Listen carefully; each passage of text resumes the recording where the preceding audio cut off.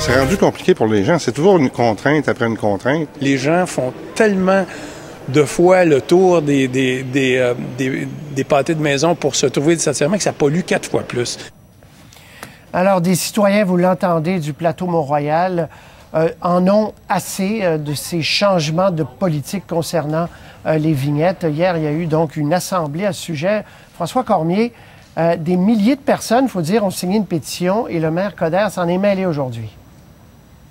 Oui, le maire Coder qui, par contre, faut le dire, n'a pas précisé quelle serait sa solution à lui. Il présentera une nouvelle politique du stationnement au cours des prochaines semaines pour l'ensemble de la ville de Montréal. Cela dit, Patrice, effectivement, il y a des citoyens qui se sont présentés à la séance du conseil d'arrondissement du plateau Mont-Royal hier, mécontents, pétition à la main pour signifier à l'administration de Luc Ferrandez qu'ils n'étaient pas d'accord avec ces vignettes qui ont été installées à différents endroits dans l'arrondissement. Je pense notamment au Petit Laurier où environ 30% des stationnements ont des vignettes maintenant. Parmi les gens qui sont allés parler hier, vous l'avez entendu juste avant ce direct, entre autres Michel Rivard, l'auteur, compositeur, interprète.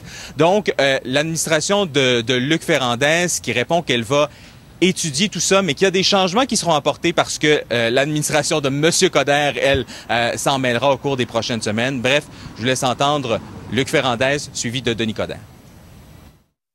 Alors, je vais commencer par étudier votre proposition, attendre d'une semaine à l'autre, on va avoir la politique de stationnement avant de vous donner une réponse à votre question. Il faut pas arriver de façon dogmatique puis dire crois ou meurs. Puis si vous pensez pas comme moi, vous avez pas raison, c'est moi qui ai la vérité absolue. Tu sais, quand on fonctionne à coup de vérité absolue, là, ça provoque des pétitions de 9000 personnes. Bon, voilà, parce que déjà, avant cette histoire des vignettes, c'était un problème sur le plateau. Vous avez l'impression que ça a amplifié ce problème-là, que les gens ne peuvent plus se stationner à certains endroits où ils le faisaient avant, quoi. Exactement. Donc, les citoyens qui disent, écoutez, on pouvait à tout de moins se stationner là pour quelques heures, ou encore les gens qui venaient nous visiter à la maison pouvaient se stationner là avec des vignettes. Ça complique, entre autres, la possibilité d'avoir de la visite finalement.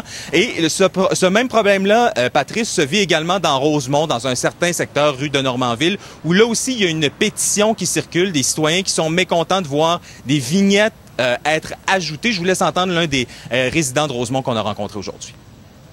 On ne voit pas vraiment la raison pour laquelle on implanterait un système de vignettes, autrement que donner la possibilité à des gens qui en ont les moyens de se payer une place de stationnement plus facilement que les autres.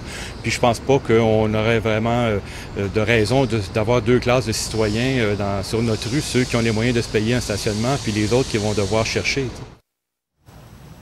Et vous l'avez peut-être vu sur les images, Patrice, là, les affiches qui avaient été vandalisées, donc ces affiches qui ont été installées pour signifier que des vignettes sont nécessaires maintenant.